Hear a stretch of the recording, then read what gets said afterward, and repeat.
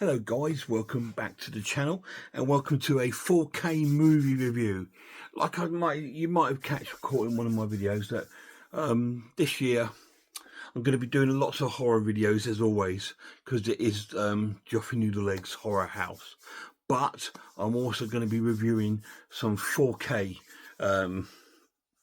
movies throughout the year, just simply because I've upgraded my TV now.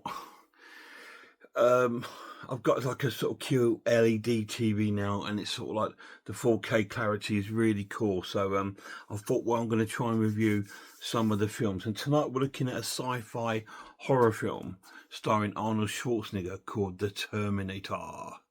Now, I believe this is the shortest of the 80s. This one came out. Now, the first film, no, the second film, Terminator 2 Judgment Day, is it, or something like that? It's got a really bad reputation of being really poor on 4K. This is the opposite.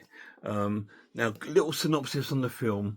It's based in 1984 Los Angeles, and we've got a robot called a Terminator come from the future, and a man called Reese that's also come from the future. And they're seeking out this woman called Sarah Connor, who's played by Linda Hamilton. Now, the reason why this robot is seeking her out, because in the future, her son, who's not born yet, called John Connor, he sort of leads like a rebellion against these sort of machines and robots. So they're trying to stop him being born, to stop this rising. And Reese is one of the humans from this rebellion that John Connor has sent to the past to interact and sort of stop the machine killing his mother. So that is the plot, and what an amazing, simple but amazing plot. And the film is sort of like takes place where we see the Terminator, played by Arnold Schwarzenegger, hunting down every sort of Sarah Connor in the phone book. But obviously Reese already knows which one it is, and he sort of finds her and follows her, because he's not going to interact until the robot catches up with her. It's all over the news that this Sarah Connor's been killed, and the police are sort of like trying their best to sort of find the next Sarah Connor in the phone booth, which is our Sarah Connor. And she sort of sussed out what's going on because she's heard it on the news, and she sort of thinks she's being followed, and she is being followed, but she's being followed by Reese, who's the good guy. But so she manages to get hold of the police, and they tell her to stay where she is. She's in this nightclub called Tech Noir. At this point, Arnold Schwarzenegger's made his way to her house, and she shares a house with her flatmate called Ginger, and she's there with her boyfriend, and they both get killed. She calls the house, and there's an answering machine, and Arnold Schwarzenegger hears the answering machine and finds out where she is. So he heads to the nightclub, and then there's a shoot-off takes off between Reese, who's there to protect her, and the Terminator. So it all kicks off, and then there's a big chase afterwards and all this, and then the police get involved and all this sort of thing. And then the police finally catch up with Reese and Sarah Connor and take them to the station and start questioning them. And obviously the police think that this Reese guy's mad, talking about the future and stuff like this and things like this. And as this happens, Arnold Schwarzenegger turns up at the police station, and he pretty much wipes out the whole police force to get this Sarah Connor. And then Reese and Sarah get away, and then the chase is on once again. That's all I'm going to tell you, the synopsis. It's a classic film. Most people have seen it. It was in the VHS rental market. It was everywhere, absolutely everywhere, and it was a fantastic film. Now, over the years, it seems to have declassified in classification. Now, it was always an X, it was always an 18, but now it's down to a 15 certification, which I find a little bit bizarre, because I think it's still quite gory and quite violent to be like a 15, especially when it's containing things like shootings and stuff like this, it's sort of like, should this really be a 15? Personally, I still think it should be an 18. The pluses of the film, it's a great story. The cast is really well cast. It's a great paced film. It's not too slow and it's not too fast. The cops are great. It's got you'll see famous actors all over the show. We've got the guy that plays the android in Aliens in the film. It's sort of like a whole sort of like cast of sci-fi horror film.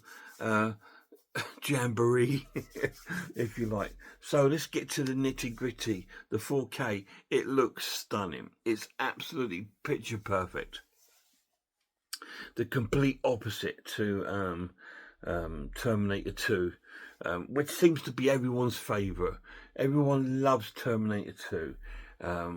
But I actually prefer this one. This one's a lot more darker. It's a lot more more of a horror-based sort of film, whereas the other one is more of an action film, a bit like Alien and Aliens. I prefer Alien because it's more dark, it's more horror, whereas Aliens is more of a action sort of horror film. So I always go for the darker stories, and this has got a darker storyline, and it's so clever and it plays out really well. And Sarah finds out about her son and all this, and and then believes what's going on. And in the second film, it's about her survival then to get through, because she's now discovered who she is. The human race is sort of like dependent on her in the future. Yeah, the 4K looks phenomenal.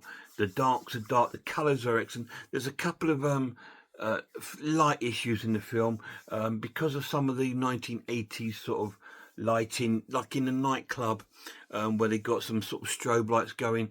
It has a little interference in the picture when in these little bits, or in the cop car when you're seeing the policeman in his windscreen has got his lights going. Again, the lights can sort of flicker and cause a little disorientation in the picture, but that's just because of the age of the film. And but apart from that, it looks phenomenal. It looks really good. The colours are great. The characters look great. You can see every grain of sweat. You can see everything in the film. It's so good. It looks really, really nice on 4K. So I'm going to give the picture a 9 out of 10. The sound quality is really cool because they haven't altered it too much. It's got the really cool soundtrack and it sounds really good balance level, and I'm going to score that a 9 out of 10. And the film itself, I'm going to score a 9 out of 10. So all of it together, I am scoring this an amazing watch and giving it a 9 out of 10. A highly recommended 4K release for your 4K collection if you are a 4K collector. This is new onto 4K. It has come out in the last sort of few weeks, I believe. So I was dead chuffed to sort of pick it up. Now, special features are a little bit on the minimum on this, I think. I don't think there's many. Let me try and have a little look, see if there's any special features in there. We have a feature out, a making of feature out, Terminator, Unstoppable Force, The Legend of the Terminator. So there's a few sort of documentaries in there. So that's pretty cool. I don't know how long they last because I've not played it yet. But I've only watched the film tonight. That's really, really cool. So I do highly recommend it. It's quite a long film. It runs for like an hour 50 minutes. So but it does go quite quick. But it's not the shortest of films, but it's really good. But it's a lot shorter than Terminator 2. But I do recommend you getting it, guys, if you're into your 4K films. The Terminator on 4K, 9 out of 10. And if you guys got it, if you have, let me know down below what you think of it, what you think of the transfer, what you think of the upgrade. Do you think it's really good? I mean, it's highly impressive compared to the second movie. Of course, there's much better looking 4K films out there, but for this time, this looks amazing. You know, you wouldn't think it was that age. It looks really, really good. I was just so impressed because when I was putting it on, I was really anxious. I was just thinking, Please don't be like the first one. And when it starts off the film, because the first clips is like in the future, it looks really plasticky and silly. But when we cut to 1984, wham, bam, that's when it looks really cool. And it looks really, really excellent. I loved all the lighting effects in the film. I think the shadows look great. And it just plays so, so well. So there you go, guys. That's one of the first sort of 4K reviews of this year.